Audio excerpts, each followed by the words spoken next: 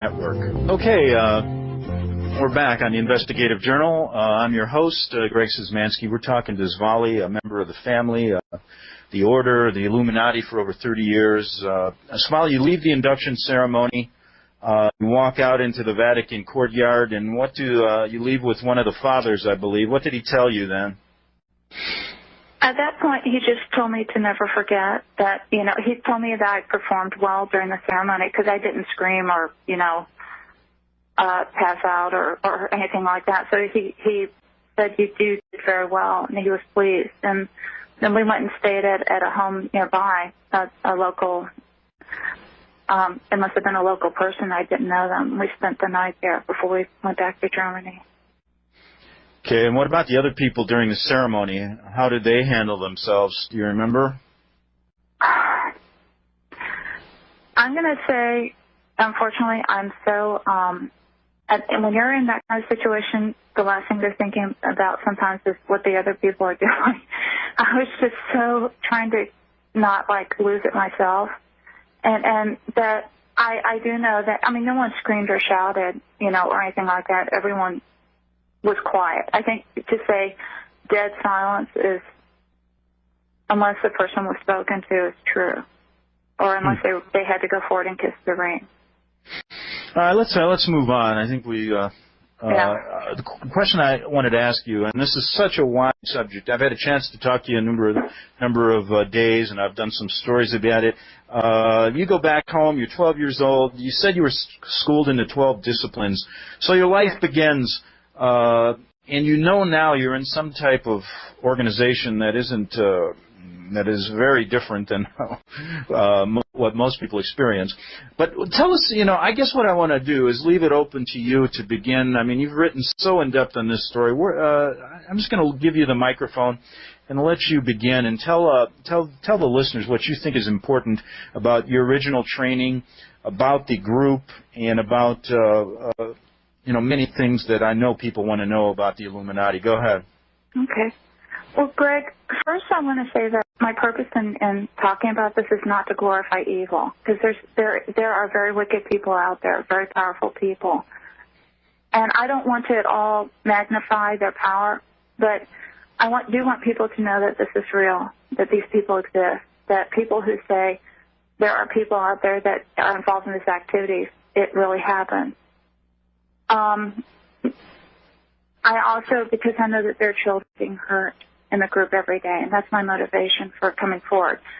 I don't like giving interviews for obvious reasons. I'm willing this one time to lay aside my thoughts of personal safety because these people need to be stopped. It needs to be stopped. Okay. Well, go ahead. And normally children in the group are born into it. While the Illuminati very rarely does outside recruitment, that's not their main method. It's just passed down generationally from father to son and mother to daughters to children until the whole family line is in it. Throughout the centuries, people have tried to escape, but a lot of times they were either poisoned, murdered, or set up to look like a suicide. They don't like it when people leave, and they try to make it very difficult, simply because it looks bad. They go through an enormous amount of training from the time you're an infant. You undergo indoctrination. And when I say indoctrination, I don't just mean like cult programming so much as watching your parents and seeing what they do. My parents modeled their behavior. To them, the group was very important to growing up. I saw that 3 times a week, everything was dropped to attend to the activities. Okay? Okay. Basically the training process is designed to help you take on your adult role in the group. The Illuminati covers so many levels, though, too. It goes all the way from what most people think of as like a satanic coven type thing at the very low local level, all the way through. It's a huge, enormous business corporation. At the mid-levels, you have people overseeing finances and administration, who are overseeing, these people are making a lot of money through gun running, through white slavery, prostitution, pornography. they have links and ties to the mafia left and right. And, in fact, the mafia are afraid of them. Yeah. Well, think about it. I mean, you know, but because they know that you don't cross the members of the group. They have a very spiritual orientation. They're not satanic, though. They're Luciferian, which is a difference. But the ultimate goal of their spiritual philosophy and their steps of discipline is they believe that should you complete all of your training, that you become a god. That is their actual end goal. Is they believe in the achievement of godhood, of a luminous philosophy, through different means, through what they call enlightenment or illumination, which is how they got their name. They're international. In Europe, there's 12 fathers who sit that represent the different nations of Europe. They are very expectantly awaiting he who is to come. And during that ceremony in the Vatican, I on my knees, I had to swear my allegiance to serve he who is to come. They believe. So, can you? I have to take a break. We'll continue with the massive organization. Your role as a mid-level person in the Illuminati on the Republic Broadcasting Network. Okay, we're back on the Investigate Journal, and I'm talking with Svali. Svali, why don't we just pick it right up where we left off at the break? You were telling us about this hierarchy that it starts with 12 fathers. Can you just run that down for us so people know exactly how this group's organized? Sure. At the top levels, it's in Rome. That's the center or the heart of the Illuminati. That's where the power base is. And that's why all leadership must wear fealty in Rome, because that's considered the core of the spiritual center of the universe, is how they view it. From there, in Europe, there are 12 fathers, one for each country in Europe. When I was younger, too, I had to also meet with the fathers at one point and kiss their rings and go through another ceremony of allegiance to them as well. There's in the Illuminati, the European fathers, though, rule over what are called the different houses. For instance, if you're from Germany, then you belong to the German house. If you're from France, you belong to the French house. They call them houses. UK, Russia, Poland, Belgium, Spain, Italy, and others. From there, America was considered a mission field for them. And in the 1600s, Pittsburgh became the first port of entry for them, and that's where they first settled. And so that's why it's still considered a spiritual power base for the group on the East Coast in the U.S. You know, and I did want to mention one thing. And a caller or a listener or a reader of your stories sent me an email, said, Greg, check into the reason why President Bush, right after being elected, went to Pittsburgh and talked to a Masonic group there. I found that quite interesting. Go ahead. Yeah. Oh, yeah. No, I mean, it's the spiritual power base for the group. From there, it spread out, of course, to the Atlantic seaboard and then throughout the nation. And while the nation is divided into many regions, multiple regions, 7 main regions, the East Coast region has its spiritual power base in Pittsburgh, but the administrative power base is in Alexandria, Virginia. That's where they administer the finances or the day-to-day operations. The West Coast, or the West region, or west of the Mississippi, has its power base in the San Diego area. And that's where you spent a lot of time, correct? Yes. I was sent from the Alexandria Council, sent me to San Diego to help them out. Okay, go ahead. Let's see. Those are the two, of course, main regions, and then each of those regions are divided into sub-regions. And so then you have your regional council sitting over those and overseeing activities. I mean, if you can think of the structure of a large multinational corporation, that's really how the Illuminati is structured. Then beneath each of the regional councils are your local councils. They call them sister groups or your local councils, and then you have your local groups under those as well, or what they call the sister groups. So any major metropolitan city could have anywhere from 5 to 15 groups, depending on the size population base.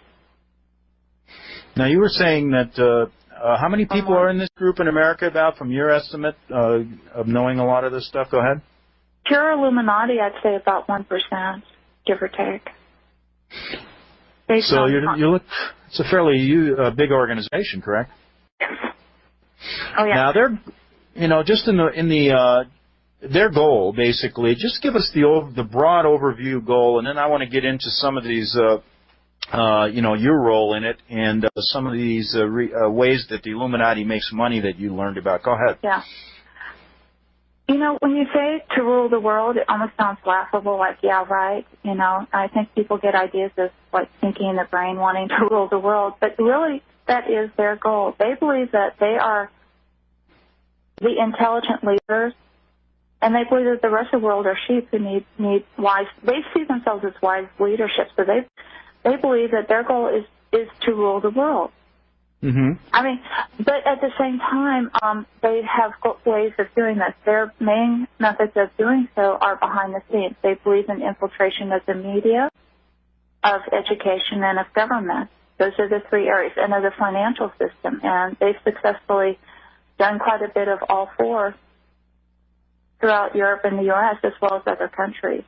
Now, you said that you're basically, the Illuminati is divided into about 6 or 7 different groups, and everyone is born into a group. Can you outline what those groups are? Well, no, it's all one group, but it just has different levels, Yeah, that's what I mean, like the sciences, the government. The Illuminati is divided into different branches of learning, and these branches include sciences, military, government, leadership, scholarship, and spiritual. Those are the 6 branches of learning. And while all children need to undergo some training or teaching in each area, as they get older, they begin profiling you from infancy, and they know where your aptitudes and abilities are. Then you really go into, most people specialize in one branch or possibly 2 branches of learning. And you were involved in what branch? I was heavily involved in sciences. And also, to some degree, I did some spiritual as well, but mainly sciences. Just to backtrack 1 minute, these 12 disciplines, as a child, you were rigorously trained in this, correct? Yes. Okay. And what were those disciplines?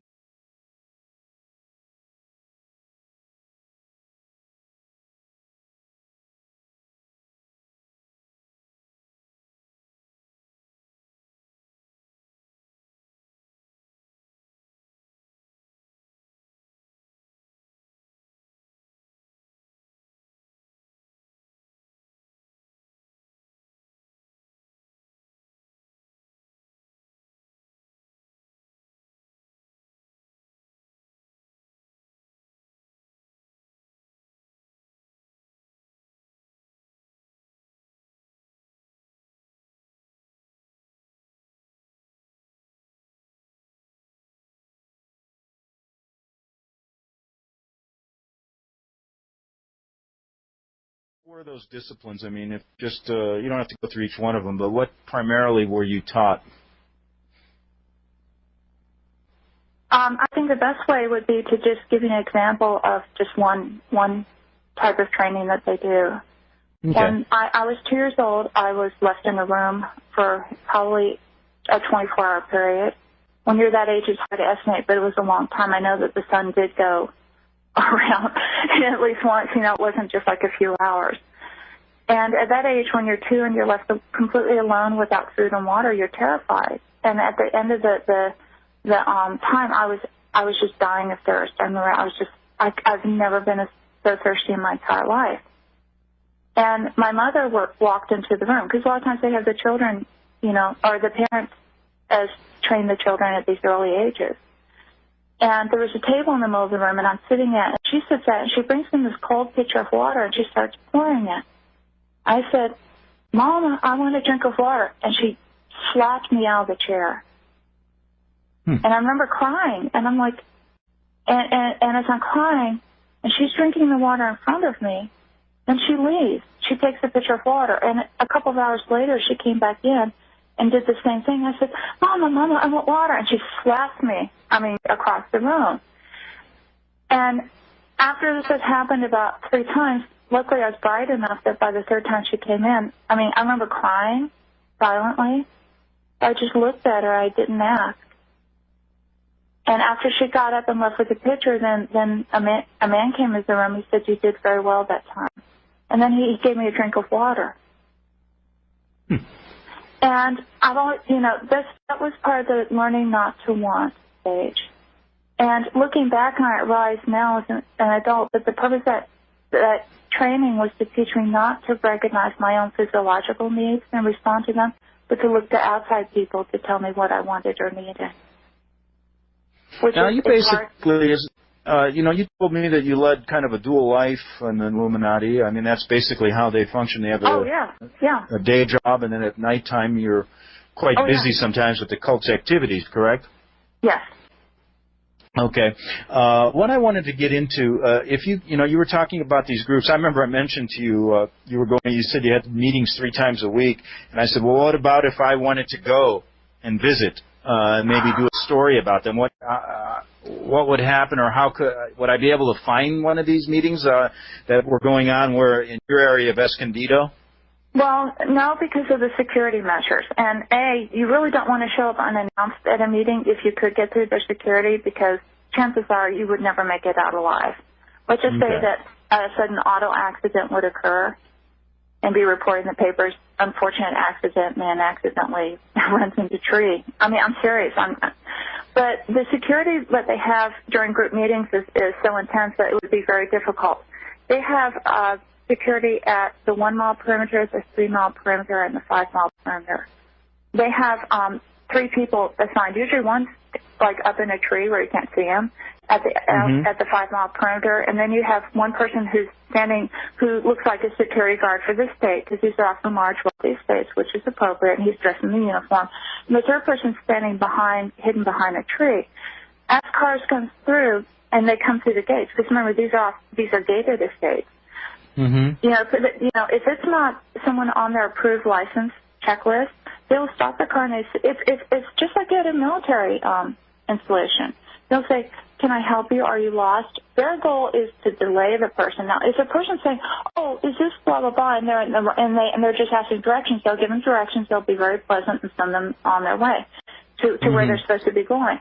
But if they are acting as if they want to go further into the state, and this is not an okay person, then the person, they will say, all right, well, let's you can say he's not expecting you. That's a code word. That tells a person either up in the tree, hidden, or else hidden further back. They radio ahead and they say, unexpected visitor. At that point, everyone has been trained to pick up and leave immediately within 5 minutes. No traces of the activity. So this is some of the methods they go through so you don't get caught. I know that you wrote an article about why the cult doesn't get caught, and that's pretty specific. I mean, you have so much stuff here, and we can't get into it all in 2 hours. So please pick and choose what you think is most important. But I found that to be interesting, why the cult doesn't get caught. Is there anything in just a brief time you could explain to us that? Well, their security, their money, their influence. Some of these people even own newspapers. Imagine trying to get a article published, disclosing. There's a lot of reasons why they don't get caught, because that's the first thing people ask. But then my next question is, how many child pornographers are out there that the police have been chasing for years and have never found or caught? Correct. And they're not even members of a secret organization. They're just trying to hide, So when now you think about... Okay. Yeah. You are a mid-level person in this organization, a head trainer. We're going to get into those specifics in the next hour.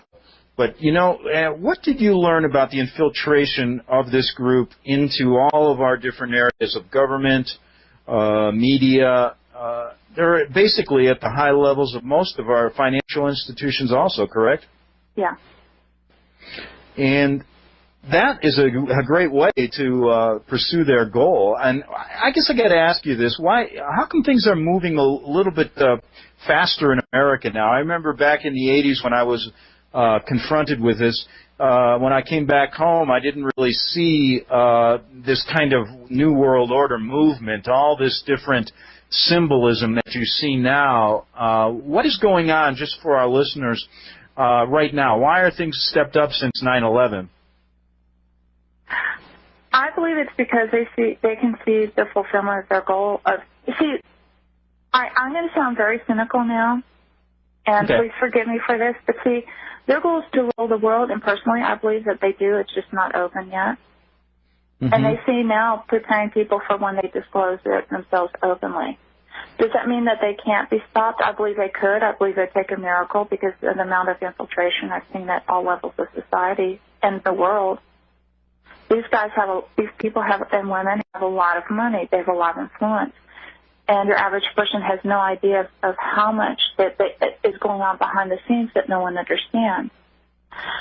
But with that said, so basically, I mean, I think that they're already there. They just aren't open. These people just don't know where they're going. If they did, I think the average person would be horrified to know how much is going on behind the scenes that people really don't know. Yeah, and the point of this interview, I had two goals in this interview. But I don't want to sound despairing because I'm also a strong Christian. I have faith in God, and I believe that through prayer and through people knowing that, I mean, I would like them to be stopped. I just don't know at this point, how do you take on the financial institutions of the world, the major oil enterprises of the world? You know, that's the question. Yeah, it's a difficult question. Now, you were in the mid-level of this group. You worked your way up to a head trainer, correct? Yeah. Now, what did you learn? Before we get into the specifics, you outline in some of your writings the big money-making, the ways this group makes its money. Can you go over and outline some of those methods? Again, if you can think of an illegal activity, they're probably involved at some point. Maybe not overtly at the point of where the actual money is first changing hands. But when you have child pornography, prostitution, white slavery, gun running, gambling, then at some point where the money is changing hands, buffered by about 4 layers of people, there's going to be probably someone from the Illuminati involved at that point. These guys have their fingers in everything. Now, go ahead. But they also use legitimate means. They launder their money. I mean, when you have a lot of money, you have to do something with it. And so what these men don't come in and say, hi, I'm a member of the Illuminati and I want to, run your bank. But what they'll do is they'll quietly come in and become a quiet investor, start buying up shares. And over a period of maybe almost a lifetime, they will get a controlling interest in the bank.